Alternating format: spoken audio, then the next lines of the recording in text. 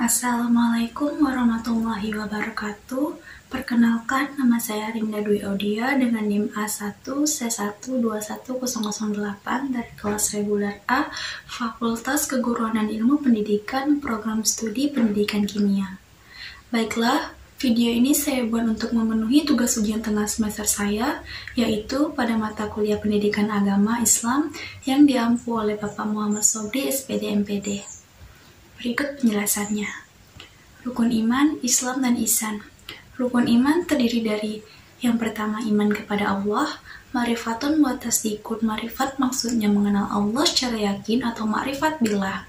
Sedangkan tasdik maksudnya membenarkan bahwa orang yang mengenalkan Tuhan secara benar adalah Rasulullah. Oleh karena itu, penjelasan tentang Tuhan harus bersumber dari penjelasan Rasulullah. Yang kedua, iman kepada malaikat, meneladani para malaikat atas perintah Allah, rela sujud kepada wakilnya Tuhan di bumi, dalam arti selalu taat kepada Rasulullah, taat kepada Rasul sama dengan taat kepada Allah. Jangan sampai seperti iblis yang membangkang perintah Allah untuk sujud kepada wakilnya Tuhan di bumi. Yang ketiga, iman kepada kitab, menjadikan Al-Quran sebagai pedoman hidup untuk menjalani kehidupan, sebagaimana kehidupan yang dijalankan oleh orang-orang yang telah diberi nikmat oleh Allah. Memilih jalan Shirathul Mustaqim dan menjadikan Al-Quran sebagai pedoman mati, dengan yang mati selamat, husnul khotimah karena memilih Shirathul Mustaqim. Yang keempat, iman kepada Nabi dan Rasul. Menjadikan Rasul sebagai ahli zikir, ahli mengingat Tuhan karena telah mengenali Tuhan, telah ma'rifatul billah, sebagai guru dan teladan dalam menjalani Shirathul Mustaqim. Yang kelima, iman kepada hari akhir. Meyakini hari akhir bahwa dirinya akan memasuki hari akhir yang pintu masuknya dengan kematian yang husnul khotimah. Hari akhir dapat diyakini jika dirinya telah mempersiapkan kehidupan akhirat sejak sekarang. Yang keenam, iman kepada qada dan qadar. Suka dengan takdir Tuhan, dibuat hidupnya serba mudah, dikayakan, dipintarkan, dihebatkan, dan lain-lain. Bersyukur karena dapat bertambahnya ibadah dan amal sosial. Namun sekaligus takut jika dirinya malah menyalahgunakan kemudahan hidupnya untuk mengumbar nafsu dan syahwat. Rukun Islam terdiri dari 5, yaitu yang pertama, mengucapkan 2 kalimat syahadat, menyaksikan Tuhan yang bernama Allah, yakni keimanan kepada Allah sehingga mencapai ma'rifat billah. Kemudian menyaksikan Nabi Shallallahu Alaihi Wasallam. Yang kedua, salat 5 waktu, mendirikan salat dengan khusyuk, mengingat-ingat Allah dan menjaga kondisi salat. Walau di luar salat, dengan mendirikan salat, makna rukun Islam menyaksikan Tuhan yang bernama Allah, yakni keimanan kepada Allah sehingga mencapai ma'rifat billah. Kemudian menyaksikan Nabi Shallallahu Alaihi Wasallam sebagai Rasulullah dengan jalan berguru kepadanya dan selalu mengingat Allah atau salat daim. Yang ketiga, berpuasa di bulan Ramadan. Puasa yang dapat meningkatkan ketakwaan. Ciri utama berpuasa pada bulan Ramadan orang bertakwa adalah mengimani dalam arti meyakini zat Tuhan yang al-ghaib, mendirikan sholat, menginfakkan harta yang Allah anugerahkan kepada dirinya, sehingga meyakini hari akhir. Yang keempat, membayar zakat. Menyadari bahwa rezeki yang Allah anugerahkan kepada kita adalah harta milik Allah, bukan karena hebatnya kita bekerja mencari nafkah. Oleh karena itu, zakat dan segala ibadah harta lainnya, sedekah, infak, dan lain-lain, dibayarkannya dengan mudah dan mempunyai kepedulian sosial yang tinggi atau tidak kikir. Yang kelima, mengerjakan ibadah haji bagi yang mampu. Haji yang mencapai ma'rifat billah, sebagaimana sabda Nabi, ahajju arafatun, praktiknya harus wukuf di padang Arafah. Makna wukuf adalah berhenti, yang harus dihentikan adalah semua hal yang menjadikan hijabnya atau terbentengnya mata hati sehingga tidak akan dapat menyaksikan zat yang al-ghaib, tidak dapat menunaikan ibadah haji ke Baitullah ma'rifat billah. Dalam ibadah haji dan umrah banyak sekali simbol-simbol. Dan ihsan, beribadah kepada Allah seolah-olah Anda melihatnya walaupun Anda tidak melihatnya, karena sesungguhnya Allah melihat Anda. Orang yang tidak ihsan dalam beribadah, maka kategori orang munafik, karena ternyata ibadahnya tidak ikhlas bukan karena Allah, tapi karena faktor selain Allah. Sifat wajib mustahil bagi Allah dan Nabi.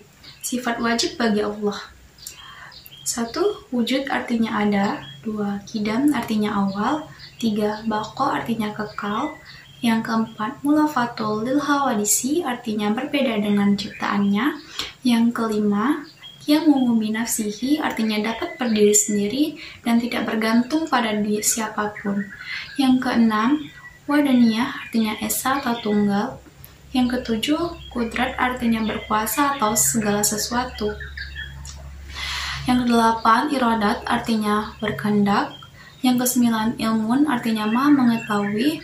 Yang kesepuluh, hayat artinya maha hidup. Yang 11 ada syama artinya maha mendengar. Yang ke-12 besar artinya maha melihat. Yang ke-13 kolam artinya berfirman. Yang ke-14 kadiron artinya berkuasa. Yang ke-15 muridon artinya berkehendak. Yang ke-16 aliman artinya mengetahui.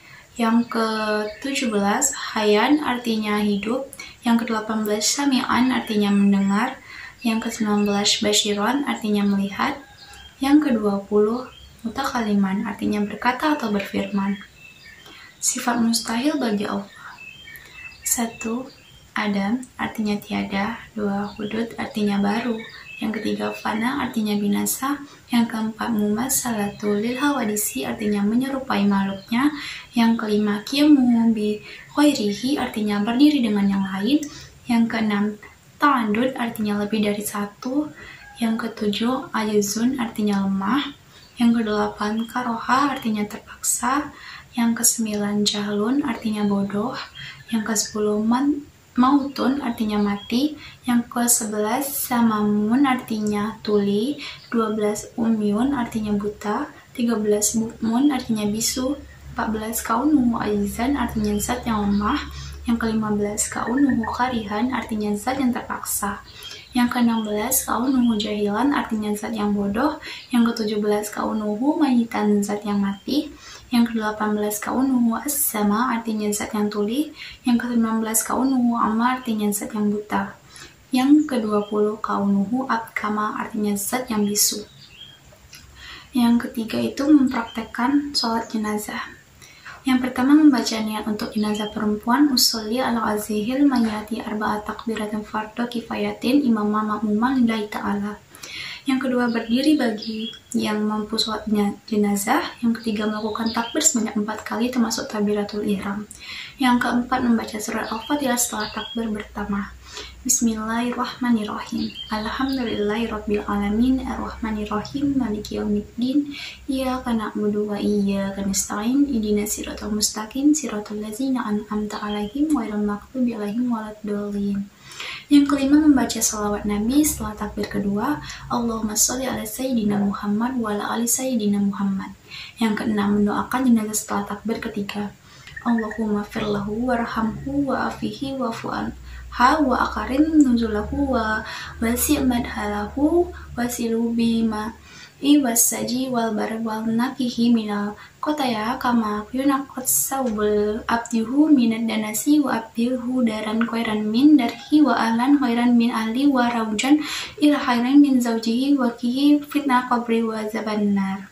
Yang ketujuh membaca dan setelah takbir keempat, Allahumma la tahana ajatu wa la tahana ba'du wa firlah wa lahu. Yang kedelapan mengucapkan salam sambil memalingkan wajah ke kanan dan kiri. Assalamualaikum warahmatullahi wabarakatuh. Yang keempat, menjelaskan akidah Ahlussunnah wal Jamaah adalah akidah yang bisa dipertanggungjawabkan kebenaran perilaku agamanya kepada Al-Quran dan hadis. Konsep Ahlussunnah wal Jamaah meliputi topik-topik tauhid, iman, Islam, masalah ghaibiyat, hal gaib, kenabian, takdir, berita-berita tentang hal yang telah lalu dan yang akan datang, dasar-dasar hukum yang qati, seluruh dasar-dasar agama dan keyakinan, termasuk pula sanggahan terhadap ahlul wal bidah, pengikut hawa nafsu dan ahli bidah. Hubungan Islam dan ilmu pengetahuan.